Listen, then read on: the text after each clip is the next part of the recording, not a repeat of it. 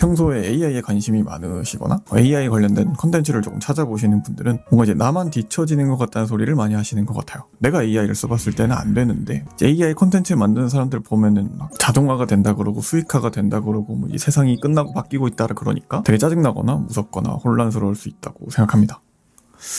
근데 이제 그런 감정들이 생기는 이유가 결국에는 AI를 어떻게 해야지 잘 쓰는지를 모르고 지금의 AI 생태계가 어떻게 형성이 되어 있는지 모르기 때문이라고 생각하는데요. 대부분의 사람들이 그냥 제미나이가 좋다 그러면 제미나이를 쓰고 뭐 어떤 프롬프트를 입력하면 된다 그러면 그냥 그 프롬프트 그대로 입력하기만 해보니까 이런 문제들이 생긴다고 생각하는데, 그런 의미에서 오늘은 이제 AI 생태계의 완전 기본적인 개념이라고 할 수 있는 대형 언어 모델과 프롬프팅 그리고 개발 환경에 대한 이야기를 조금 해보려고 합니다. 아마 이 정도 개념만 조금 잡아가셔도 지금 세상에 막 쏟아지듯이 나오고 있는 AI 콘텐츠가 헛소리를 하는 건지 아니면 진짜 놀랄만한 소리를 하는 건지 구분할 수 있는 변별력 정도는 기를 수 있을 거예요. 그리고 이 영상 같은 경우는 수익화라던가 자동화라던가 실무 노하우라던가 뭐 프롬프팅 노하우 같은 것들을 공유하는 영상이 아닌 걸 좀 미리 말씀드리고 설명을 이어나가 보도록 하겠습니다.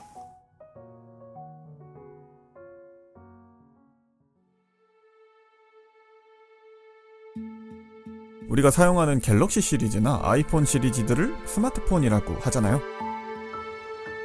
같은 맥락으로 우리가 사용하는 챗GPT나 제미나이 같은 AI를 LLM이라고 합니다. LLM이라는 단어는 대형 언어 모델의 약자인데 본질적으로 언어를 기반으로 데이터를 학습하거나 자기가 알고 있는 내용을 언어의 형태로 제공하기 때문에 언어 모델이라는 이름이 붙었습니다.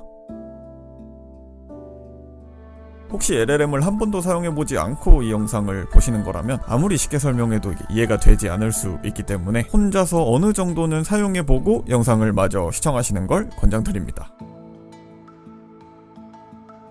요즘은 AI 성능이 워낙 좋아져서 수능에서 가장 어려운 문제도 이미 다 풀어주고 내 업무에 필요한 서류 같은 것들도 아주 높은 퀄리티로 시안을 작성할 수 있으니까 초등학생들한테 스마트폰 던져줬을 때 걔네들이 가지고 노는 것처럼 여러분들도 편하게 가지고 놀아보시는 걸 권장드려요.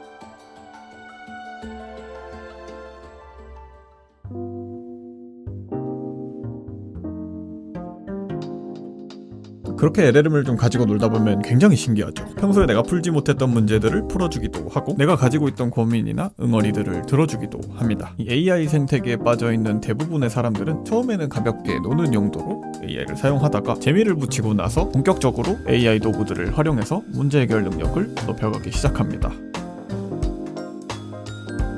그러니까 결론적으로 AI를 잘 쓰고 싶으면 AI를 많이 써보면 되는데 대부분의 사람들이 AI를 잘 써보려고 한 달에 3만원 정도의 요금을 내고 유료 버전을 사용하다 보면 얘가 아직은 부족하구나 라는 생각 혹은 경험을 하게 됩니다.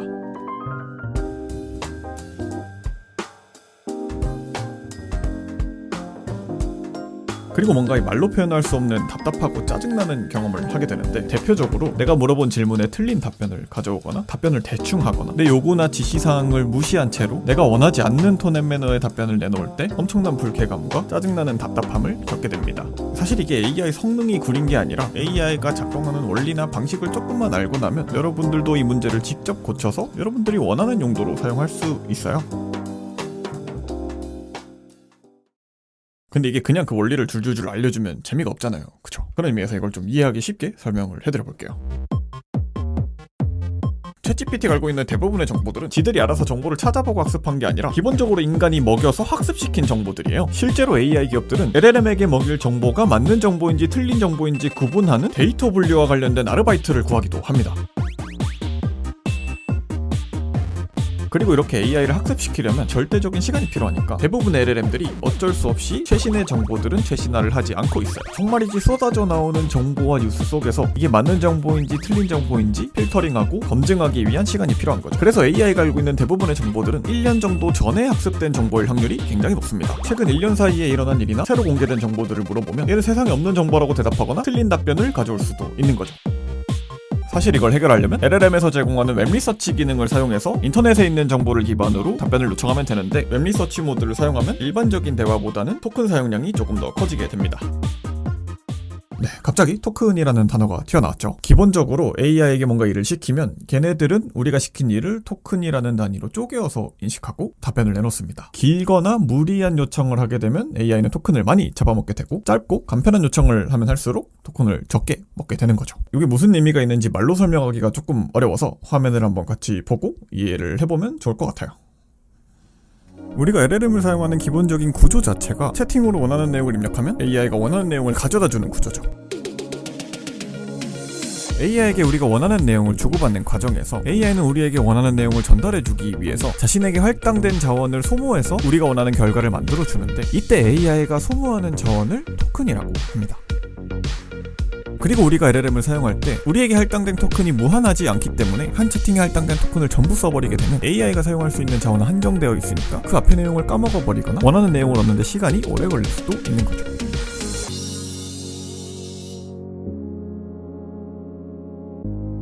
그리고 대부분의 LLM들이 LLM에 있는 설정만 잘 건드려줘도 내가 원하지 않는 곳에 토큰을 쓰지 않고 효율적으로 사용할 수 있는데요. LLM 설정창에 들어가서 어떤 기능들이 있는지 확인하고 내가 사용하지 않는 기능들이 있으면 그걸 꺼주기만 해도 채팅을 주고받을 때 사용되는 토큰량이 줄어들면서 조금 더 쾌적하게 LLM을 사용할 수 있습니다. 그러니까 LLM의 성능이 안 좋은 게 아니라 내가 원하는 작업을 하기 위해 필요한 세팅이 다른 거고, 그 세팅만 잘 잡아줄 수 있으면 누구나 LLM을 자신의 용도에 맞게 활용할 수 있어요. 정해진 세팅 방법이 있는 게 아니라 사람마다 하고 싶은 작업이 전부 다 다르기 때문에 LLM을 사용하신다면 내 설정에서 세팅이 어떻게 되어 있는지는 한 번 정도 검토해보시는 걸 추천드립니다. 이 정도가 LLM을 사용하는 기본적인 맥락이라고 이해하시면 되는데, 그렇다고 막 좋은 프롬프트를 굳이 찾아다닐 필요가 있냐? 제가 보기엔 없습니다. 요즘 언어 모델 성능이 너무 좋아져서 사실 언어 모델한테 나 프롬프트를 어떻게 짜야 돼? 라고 프롬프팅을 부탁할 수도 있어요. 챗GPT 같은 걸 많이 쓰신다면 내가 원하는 질문을 더 잘 전달하려면 어떻게 해야 될지 프롬프트를 한번 짜달라고 LLM한테 요청해보는 것도 추천드립니다. 여러분들이 진짜 막 큰 사업을 하고 있는 사업가라던가 엄청난 프로그램을 만드는 개발자 같은 게 아니라면 굳이 막 돈 주고 사야 될 가치가 있는 프롬프트를 찾아다닐 필요는 없다고 보시면 될 것 같아요. 그냥 기본적인 LLM의 개념들을 이해하고 많이 써보고 내가 원하는 작업을 시키는 방법만 알아도 누구나 조금만 연습하면 작은 블로그 정도는 운영할 수 있습니다. 그리고 AI로 뭔가를 하고자 하신다면 이렇게 작은 블로그를 운영하는 작은 프로젝트부터 시작해보시는 걸 추천드려요. 굳이 하나의 기준을 내려드리자면 어떤 톤 앤 매너의 글을 프롬프트 하나로 카피할 수 있을 정도로 프롬프팅을 할 수 있는 능력을 갖추시는 걸 추천드려요. 그 정도는 해야지 AI를 좀 본격적으로 활용함에 있어서 프롬프팅에서의 숙련도 이슈는 생기지 않을 것 같아요. 처음에는 시간이 오래 걸리는 게 정상이고, 짧으면 일주일 정도 걸리는 것 같고, 길면 한 달 정도 걸리는 것 같습니다. 그러니까 이게 말이 좀 길어졌는데, 많이 써보면서 감을 익히라는 말이에요. 지금은 챗GPT를 가지고 이야기를 했지만 다양한 LLM 모델들이 잘하는 거나 특징이나 성향들이 전부 달라요. 클로드는 글쓰기나 어휘에 적합하고, 제미나이는 구글 생태계의 작업이라던가 대용량의 컨텍스트에 용이하고, 지금은 어떻게 보면 LLM의 춘추전국 시대 같은 느낌이라서 결국에는 많이 써보면서 감을 익혀야 한단 말이죠. 아무리 이런 AI라는 새로운 기술이 세상에 나왔다고 하더라도 결국 AI를 사용하는 주체는 나라고 생각하셔야 돼요. 그러니까 자동차가 세상에 새로 나왔는데 결국 운전하는 건 나야. 기술의 발전으로 자동차가 세상에 뿅 나왔지만 결국 운전을 해야 되는 건 나 자신이고, 운전을 잘하려면 결국 내가 운전을 해봐야 돼요. 물론 시간이 지나면 국가나 큰 기업에서 지하철이나 버스 같은 대중교통들을 만들어 주겠지만 아직은 이제 자동차가 세상에 갓 나온 것과 크게 다를 바 없는 시점이기 때문에 운전 연습을 한다는 생각으로 일단은 AI를 많이 써봐야 된다라는 말씀을 드리고 싶습니다. 진짜 막 여러 개 창을 열어놓고 병렬로 작업도 한번 해보시고, 프로그래밍 언어를 모르지만 코드도 한번 짜달라고 해보고, 내가 할 수 있는 다양한 텍스트 작업이나 언어 작업이나 질문 같은 걸 한번 던져보세요. 운전도 하다 보면 익숙해지는 것처럼 AI도 시행착오를 겪다 보면 감을 잡게 될 겁니다. 지금까지 설명드린 게 되게 쉬운 내용 같고 당연한 내용 같잖아요. 근데 농담이 아니고 지금까지의 과정을 따라하는 게 첫 번째예요. 흔히 말하는 내가 잠을 자고 있어도 일을 하게 하거나, 내가 자동화 구조를 만들어서 어떤 체인 구조를 만들어서 몇십 명이 막 몇 달을 올감해서 처리해야 되는 일을 혼자 하게 만들려면 어쨌든 AI한테 뭔가를 잘 시킬 수 있는 상태가 되어야 돼요. 그리고 내가 AI한테 원하는 결과물의 그 수준도 높아야지 AI를 활용해서 만들 수 있는 결과물도 퀄리티가 좋아집니다. AI라는 게 정말 좋은 도구인 건 맞지만 요행을 발해서 얻을 수 있는 건 아무것도 없어요. AI로 쉽고 빠르게 크리에이터가 된다? AI로 유튜브를 자동화한다? 그런 게 없습니다. 그런 게 있다 한들 AI 없이도 그런 걸 해낼 수 있는 사람들이 그런 기술의 호혜를 받지. 아무것도 모르는 사람이 AI가 나왔다고 해서 하루아침에 인생이 바뀌는 경험을 하는 건 불가능하다는 말씀을 드리고 싶어요. 이 AI가 결국에는 약간 세탁기 같은 느낌이에요. 옛날에는 빨래를 하려면 빨래비누로 손빨래를 했었는데 이제는 기술의 발전으로 세제만 넣고 세탁기를 돌리면 빨래를 자동으로 해주는 거죠. 지금이야 여러분들이 세탁기를 당연하게 사용하지만 초등학생 때, 중학생 때는 세탁기에 세제를 얼마나 넣어야 되는지도 몰랐을 거예요. 그러니까 이제 인생을 살면서 세탁기에 빨래도 엄청 많이 집어넣어보고 세제도 엄청 많이 넣어보고 버튼도 한번 잘못 눌러보는 시행착오를 겪어볼 필요가 있다라는 말씀을 드리는 겁니다. 가끔 AI 자동화 관련된 상품을 구매하는 소비자들을 보면 세탁기를 사용해서 하늘을 나는 법을 알려주겠다라고 말하는데 그걸 믿고 그 서비스를 사는 것 같아요. 상식적으로 세탁기가 어떤 기능을 하고 어떤 역할을 가지고 있는지만 알고 나면 적어도 그런 말도 안 되는 사기를 당할 일은 없겠죠. 여러분들도 반드시 그 정도의 기본적인 사용법이나 개념 정도는 많이 사용을 해보고 AI에게 질문을 해보시면서 익숙해져 보시는 걸 권장드립니다.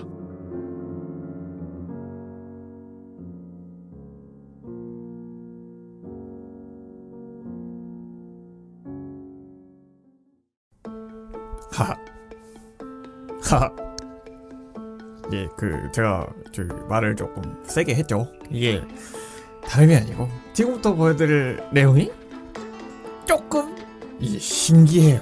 그러니까 뭔 소리냐? 이제 AI를 잘 쓰는 방법을 익히면, LLM을 잘 쓰는 방법을 익히면 LLM을 사용하는 환경만 조금 바꿔주면 굉장히 놀라운 일들이 많이 일어난단 말이죠. 기존의 대부분의 사람들은 이제 LLM을 챗GPT 홈페이지, 제미나이 홈페이지 아니면 스마트폰 어플로 쓰잖아요. 근데 그 환경에서 LLM을 잘 사용하는 방법을 익히고 그리고 나서 내가 LLM을 사용하는 환경만 조금 바꿔줘도 굉장히 놀라운 작업을 할 수 있습니다. 흔히 이제 이런 것들을 AI 에이전트를 사용한다라고 말하는데 대표적인 이런 AI 에이전트를 사용할 수 있는 환경이 구글의 안티그래비티라던가 챗GPT의 코덱스라던가 통합 개발 환경인 VS 코드 같은 것들이 있어요. 그리고 이제 지금부터 보여드릴 AI 에이전트를 활용하는 작업들이 AI가 능동적으로 스스로 생각하고 일하게 하는 AI를 활용한 자동화의 시작이라고 생각하시면 될 것 같습니다.